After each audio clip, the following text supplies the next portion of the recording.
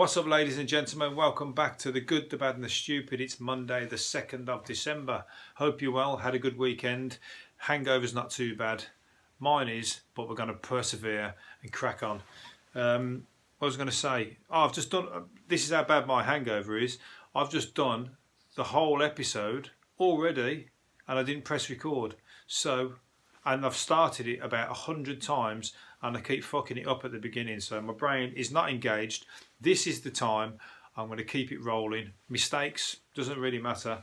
We're going to get it done because I've got to move on. It's winding me up now. It's the 2nd of December. It's party season.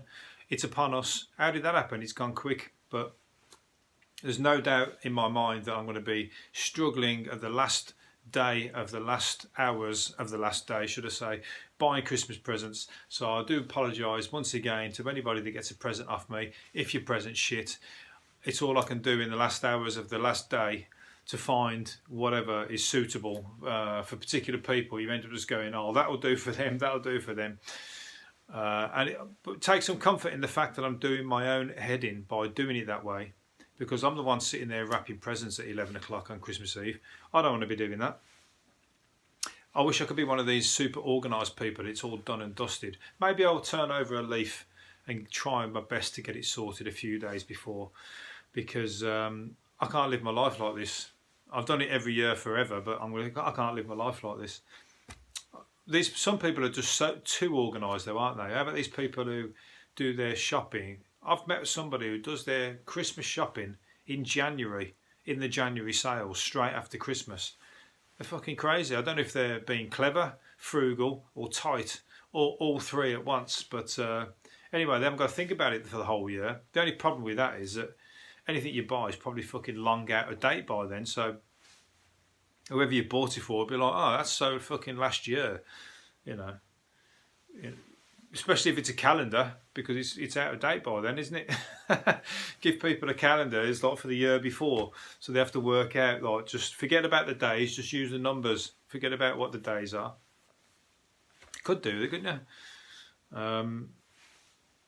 That's frugal in its fucking, you know, that's crazy. That's a good idea. You heard it here first. You're not, I told you it's a highly intelligent podcast.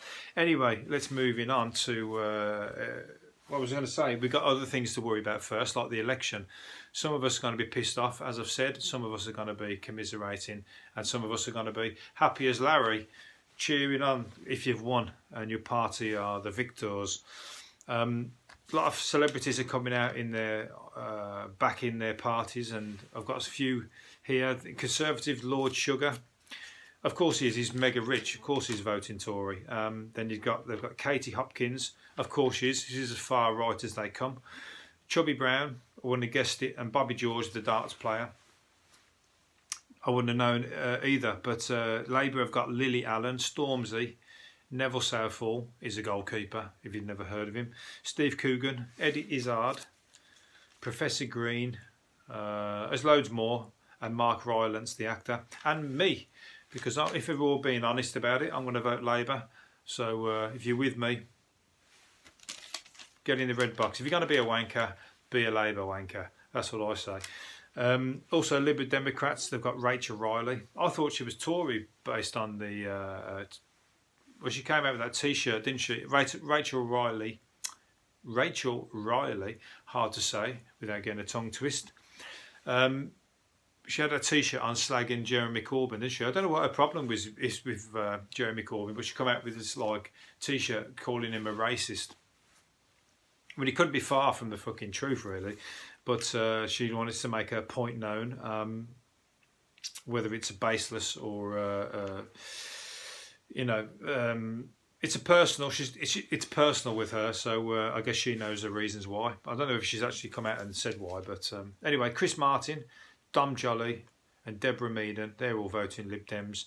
Liam Gallagher's voting the Greens, and so are John Cleese, mainly because they don't want to vote for the others. But Greens are good as any party. I think the Greens would be my second vote anyway. Brexit Party, Lee Hurst is the only one who's come out and admitted to be the Brexit Party. And then others, it says Hugh Grant in other, but he's back in Labour because he's at a Labour rally, I think, today, encouraging people to vote tactically, according to the newspapers. So Hugh Grant's in the Labour camp. There you go. Maybe that'll influence you one way or another. Probably won't give a shit. Maybe some of you are the high percentage of people that don't bother to vote. It's massive. I remember I seen a graph. The Labour votes were about here. The Tory votes were about here. This is for the last election, and the people who didn't vote was right up here on the graph. So if you are one of those people, then you've missed your chance now because they've closed the window. But I think they should make it. Well, people don't want to make it compulsory because, again, it's democratic. Your democratic right not to vote, but I don't think people want to make it compulsory because it would swing it definitely in the favour. If the people who can't be asked were asked, it would swing it probably in the favour of what all the others don't want, obviously. So it affects. Nobody's going to encourage the compulsory vote, is what I'm trying to say. Anyhow, moving on to something a little less interesting. Oh, let's look at this first. There's an alien been spotted in Birmingham. We've got plenty of weird people in Birmingham, that's for sure. But this one is an alien. Apparently, it's a guy acting normal, or going about his normal business. You know, getting into his car, walking out of a shop, doing some shopping or whatever else. But he's got an alien's face. He's got like a big green mask on. And he looks like pretty fucking... And the guy said he freaked him out because the guy stared over at him, caught him, because he's took a photo of him, and this guy and the alien spotted him, and it doesn't give him a very pleasant look. Apparently, he wasn't happy about being spotted. But that's just a mask, though, isn't it? He might be smiling and not buzzing under the mask, going, "Oh, that guy's trying to take a photo of me in the mask." But the mask, it looks really evil. It's got like a real weird brow, and he's got a green face and everything. So anyway, there you go. So oddball spotted in Birmingham, but lost amongst many people in Birmingham. Just walk past him and go, "Yeah, that's totally normal. It's not the strangest thing I've seen today." It's one of them, but not up there with some of the fucking crazy shit I've seen. I remember there used to be a guy in the centre of town. I mean, he was crazy. Like, I mean, there was something wrong with him. I think he was like, fuck knows. I think he was definitely a drug addict anyway. But he was like, he used to walk one foot in front of another, staring like straight upwards, like as if right above his head at the sky, and he'd walk one foot almost touching in front of the other one like this, and he'd walk around the whole town just like that every day for, I mean, I'd see him very regularly over 3 or 4 years of working in an office in that area. So it's a shame really, because there was something wrong with him, but why wasn't somebody helping him? Because he was always, or either that, or he just walked normally up to town and then just started doing that around the town before he right, that's it, that's me done, I'm off home. Because he weren't walking very fast while he was doing that, that's for sure. So he wouldn't get very far. Maybe that was why he was always there. Okay, moving on. People from Nottingham are the rudest in Britain by their own admission. There you go. Well, I'm a right rude fucker, I am. So there, piss off. Is that where we're coming from in Nottingham? Come on, don't beat yourselves up. Actually, I think they're quite proud of it by the sounds of it. I would have said London has been the rudest. Not the rudest, but I say the coldest. London's the kind of place where people, it might be, you know, people, there's a lot of nutcases around in London, and I think people are very wary of speaking to different people, and it's a shame for people to have to live that way. But you know, I think people have been proven wrong many times. You know, when they've befriended people and they've fucking probably started hassling them or something or other. Anyway, that's the impression I get on the tube. Either that, or they're just totally pissed off with the fucking overpopulation and being packed into the tube and all that stuff. I'm speaking about people on the tube at the moment. But then you've got Cardiff is the most polite place, so you can go the other way. Brummies are pretty polite, but we've got a bit of both in Birmingham. You know, you can have the nutters and you can be extremely polite. So, you know, it's 50-50. you'll meet somebody who's like the nicest person in the world. Or the second time, you might meet somebody, the nicest person in the world, who turns fucking psycho on you and follows you home and masturbates in your front garden. I don't know. So yeah, but I think we're just English, basically. You get it all in every town, in every city. Some more than others. But I was going to say, Nottingham, come on, stop being rude. Mind your P's and Q's. Be nice to people. Otherwise, you're going to give yourself a bad name. You just did. Who's ate all the mince pies? Scousers have ate all the mince pies, or have nicked all the mince pies, if we're going to use the stereotype. I'm only kidding. They typically eat 20 mince pies during the festive season. How do they know these things? I don't know how people find out these fucking things, but we've just done a thing on rudeness, and now somebody's been around the country trying to find out how many mince pies people eat. Well, I might eat 2. There you go. I think I ate about 2 last year. Yeah, I don't think I even ate any last year. So I don't buy them. I don't particularly like them, to be honest. So I think, and I don't work in an office. I'm self-employed, so I'm almost a party for fucking one. So my Christmas party is just me. So you usually find them at the Christmas do's and shindigs, don't you? And you grab them and just eat them. But you start coming away going, you just eat whatever's there, and like all of a sudden you've had 10 without fucking giving it a thought, because they're free and you want to get your money's worth, your free money's worth. So Liverpool eating the most mince pies. Good on you. If you can beat 20, then you're better than a Scouser. It started over apostrophes and ends in catastrophe.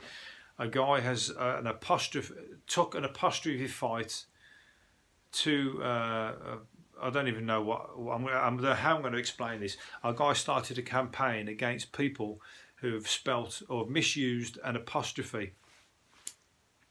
He started a campaign, and I don't even know if I can be bothered with this one. Sorry, I'm not going to do that one. Am I going to do it?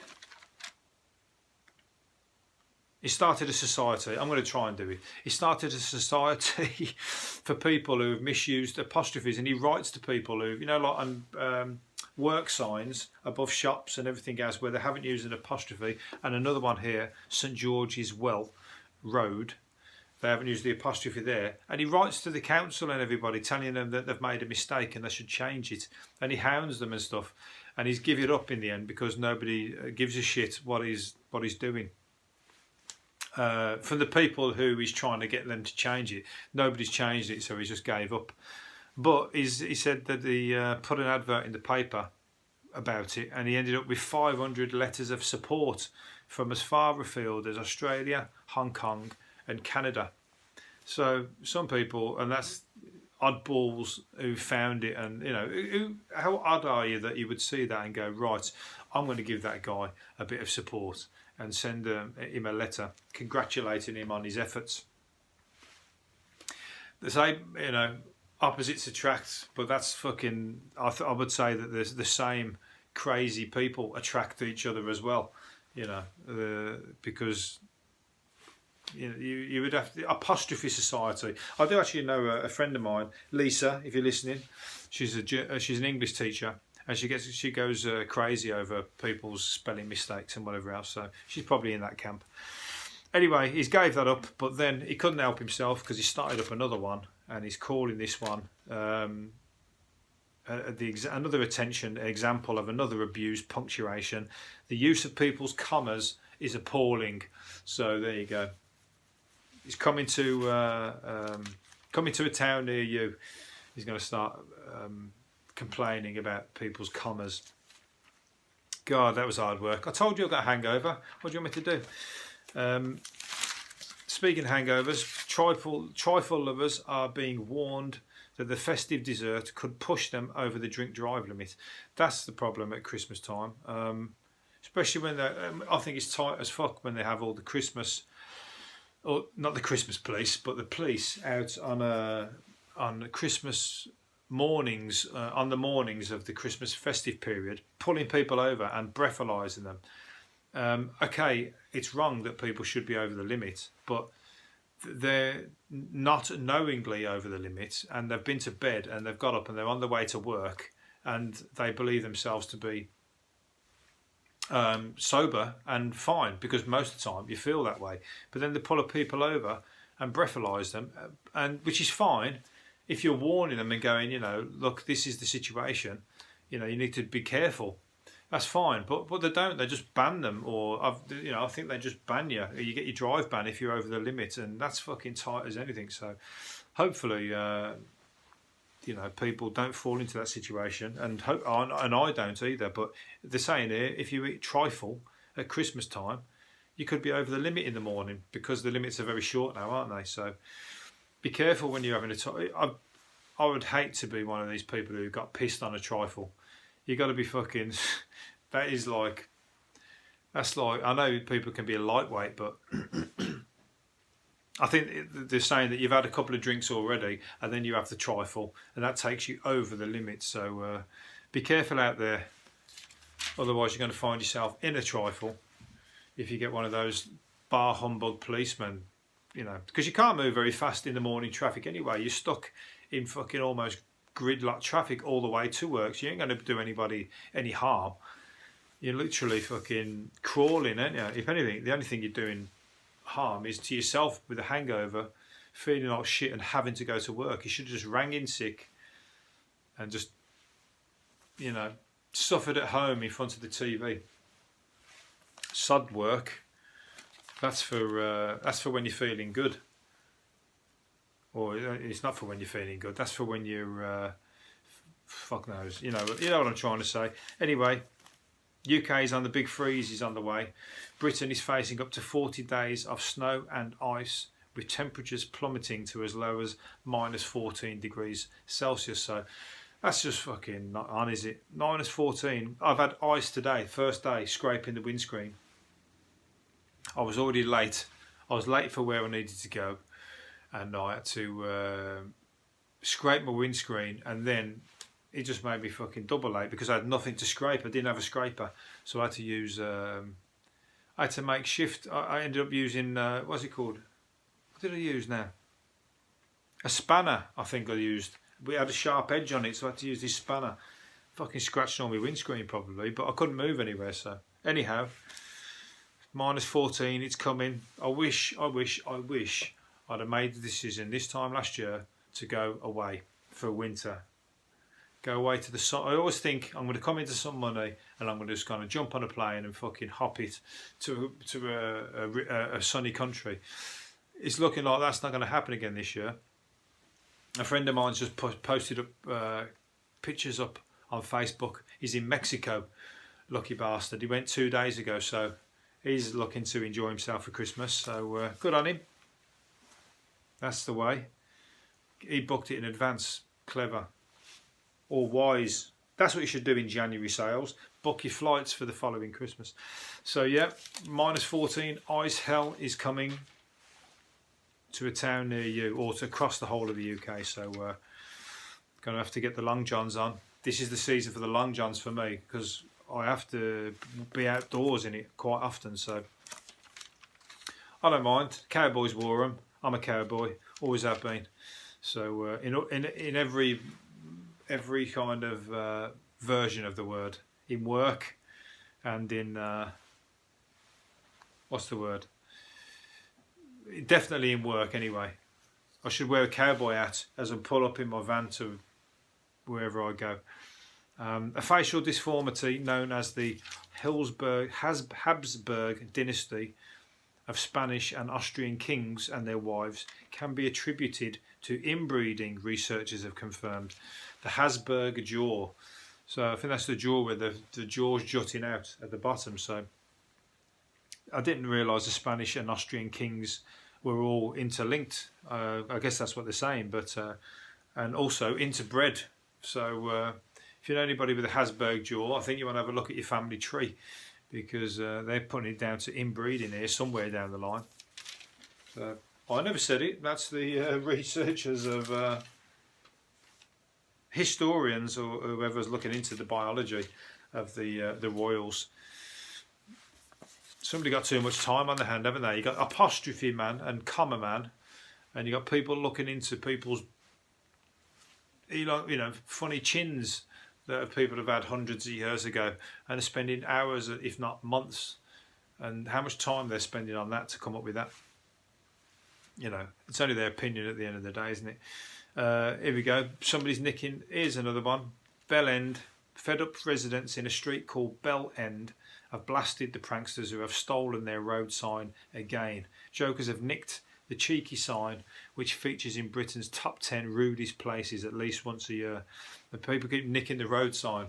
Just don't put it up. I mean, I wouldn't want to live in Bell End anyway, because you're forever having to explain it to people, or it's kind of like, it's a shit joke, but it's a joke, isn't it? I bet everybody jumps on that every time that you mention it. So better off. So somebody's sitting there with Bell End in their front garden, or in their in their bedroom, when they wake up pissed, and they got to get into the car on the way to work, hopefully dodging the police because they're still pissed, and they're wondering why they've woke. And this is after an office Christmas party. That's the usual. And they're wondering why they've got a road sign in their bedroom called Bell End. So it's because you're a bell end for nicking it. That's why. Okay, going to finish up on one more thing, two more things. Chris Kamara is refusing to let his friends and Sky Sports colleagues listen to his Christmas album. Don't be shy, now you've made one. Fuck you now. You've gone to all the effort of making a Christmas album, and then you don't want to let anybody listen to it. What about you're going to run out of time if you're trying to get it into the charts and up to the charts for Christmas #1. You've got to get it out there, you've got to overcome. Look, we're all shy. Look at me, I'm doing this. I'm shy. When my friends see this, they tell me how shit it is. I'm only joking. They tell me how great I am. But yeah, he's leaving it till the last minute before he releases it, and he doesn't want to tell anybody until it's out. He doesn't want it out, shared around on people's social media, slagging him off. So anyway, that's coming to your ears anytime soon. So either buy yourself some earplugs for Christmas, or stay out of the shops where they might be playing Chris Kamara's album. Socks being dried in the oven started a blaze. Firefighters were called to a blaze because somebody was drying their socks in the oven. Now, that's a stupid thing to do, but it just reminded me of when I was a kid. Our mum used to dry my socks, or dry our socks. We had one of the old cookers where you had the toast rack here, at the top. And she used to dry the socks on the bloody toaster. Crazy. You used to have crispy feet on the way to work. Like your school socks wasn't dry before you had to leave the house. Nice and toasty though, but nice and warm when you put them on. But she'll just finish them off, give them a last little drying on the toaster. Fucking hell. Don't try this at home, kids, because fucking somebody set the house on fire there. Right, last one. I think that was my last one. I'm going to leave it there. I've told you I've got a hangover. Time to call it a day. Hopefully you've enjoyed it, or there's been something that you can take from this podcast. Otherwise, don't tell your friends about this one. We'll do another one tomorrow. See you later. Bye.